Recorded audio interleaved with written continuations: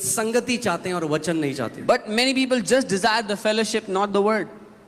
हमारा number 1 priority जीवन में है परमेश्वर का वचन। Our first priority in life is the word of God. मैं आपको इस बात को बता दूं, जितने मसीह परमेश्वर के वचन का सच में आदर करते हैं, वो कभी भी जीवन की किसी परिस्थितियों के नीचे नहीं रहेंगे, वो हमेशा ऊपर ही रहेंगे।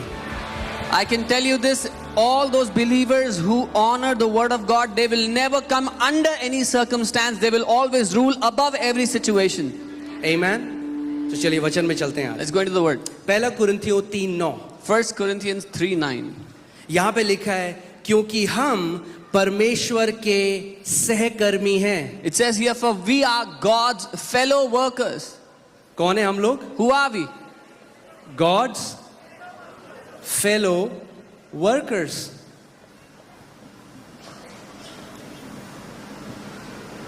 हम परमेश्वर के क्या हैं? सहकर्मी हैं, यानी उसके साथ काम करने वाले हैं। We are God's fellow workers. It means we work together with Him. If we are God's fellow workers, then we have to know how God works. अगर हम परमेश्वर के सहकर्मी हैं तो हमें समझना है परमेश्वर कैसे काम करता है। We have to learn how does the kingdom of God operate. हमें सीखना है परमेश्वर का राज्य कैसे काम करता है। Amen. Amen.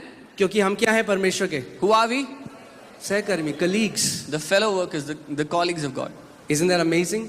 कि वो चाहता है कि हम उसके साथ मिलकर कार्य करें। हम सहकर्मी हैं परमेश्वर के। He wants that we work with Him. We are co-workers. आगे देखिए क्या लिखा है, तुम परमेश्वर के खेत हो।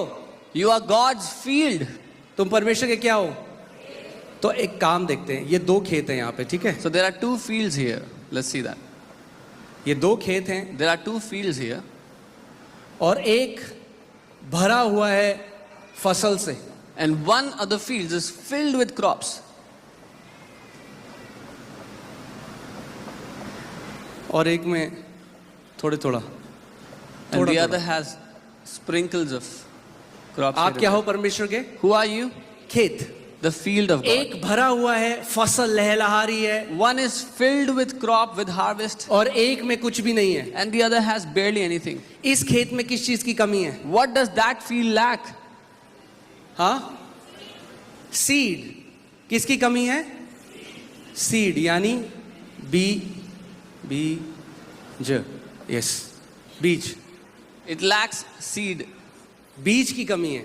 It lacks seed. जब आप अलग अलग मसीहों को देखते हो, When you see different believers, किसी के जीवन में आप बहुत ज्यादा फल देखते हो, in one believer's life you see many किसी के fruits. जीवन में आप कुछ फल नहीं देखते। In one's life you barely find so anything. मसीह लोग क्या सोचते हैं?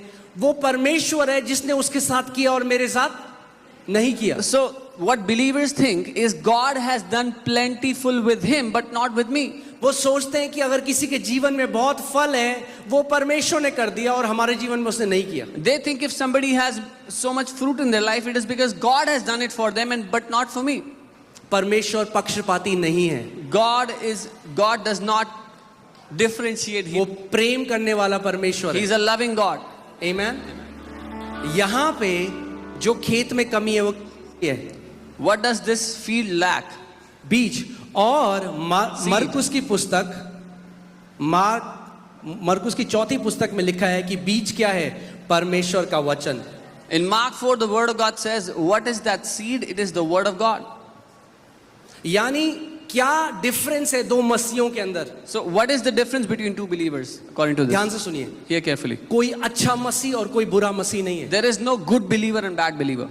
फिर से मैं बोल रहा हूँ, I'll say it again. अच्छा मसीह और बुरा मसीह नहीं है। There is nothing like a good believer or a क्योंकि bad एक believer. बार जब आपने मसीह में आ गए, आप उसके लहू से धुले गए, आप उसकी धार्मिकता बन गए, आप पवित्र लोग हो चुके हो। Because when you are in Christ, you are washed with His blood, you are holy.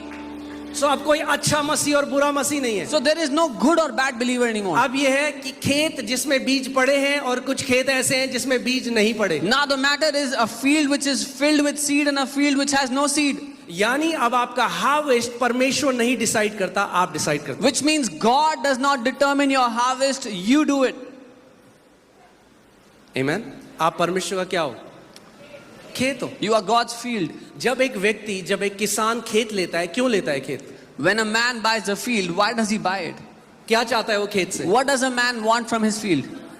हाँ, फसल चाहता है। He wants a harvest. परमेश्वर क्या चाहता है आपसे? What does God want from you? फसल चाहता है। He wants a harvest. परमेश्वर फल चाहता है। God wants fruit in your life. यीशु मसीह ने कहा इससे पिता की महिमा होती है कि तुम बहुत सारा फल फलो। Jesus said, by this the Father is glorified, you bear many fruits.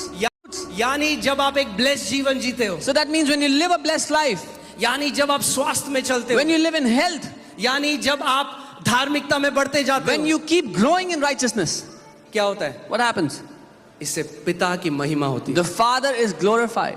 जब लोग आपके जीवन को देखते हैं, When people see your life, तो यीशु मसीह ने क्या कहा? वो तुम्हारे जीवन को देखें और परमेश्वर पिता को क्या करें? Jesus said, let them see your life and glorify your Father in heaven. Amen? Amen. So अगर मैं चाहता हूं, एक जो किसान है वो एक खेत में एक बारी बीज नहीं बोता। So a farmer does not sow the seeds in his field just one time. बार बार बीज बोता रहता है और कटनी करता रहता है, बीज Again- बोता रहता है और कटनी करता रहता है। यही मसीह जीवन भी है, बीज बो कटनी करो, बीज बो कटनी करो। Again and again, the farmer sows the seed and he reaps a harvest. He sows the seed, reaps the harvest. This is what the Christian life is.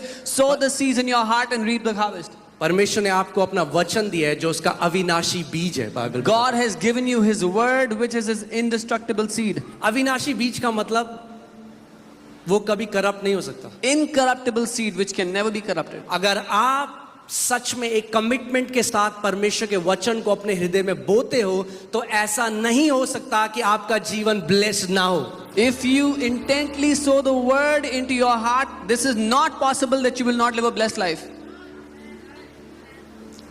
Amen?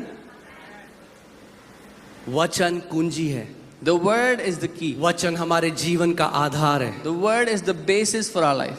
Amen? हमारा नया जन्म भी परमेश्वर के वचन से ही हुआ है। Our new birth is according to God's word. Amen? अब मैं आपको एक चीज बताना चाहता हूं। हम जब इस दुनिया में आए हैं, When we have come to this world, परमेश्वर का वचन पहला थेसलोनियंस 5:23 में हमें बताता है कि हम क्या है। परमेश्वर ने हमें अपने स्वरूप में बनाया, तो हम क्या हैं? हम एक आत्मा है। 1 Thessalonians 5:23, God has made us in His image according to His likeness. So हमारे first, पास प्राण है we are a spirit, we have a soul, और हम एक शरीर में रहते हैं। and we live inside a body. बोलिए, मैं एक आत्मा हूं, मेरे पास प्राण है और मैं एक शरीर में रहता हूं। Say, I am a spirit, I have a soul, and I live in a body. ये जो आप देख रहे हो ये आप नहीं हो, What you see, this is not you. आप एक आत्मा हो। You are a spirit. Amen?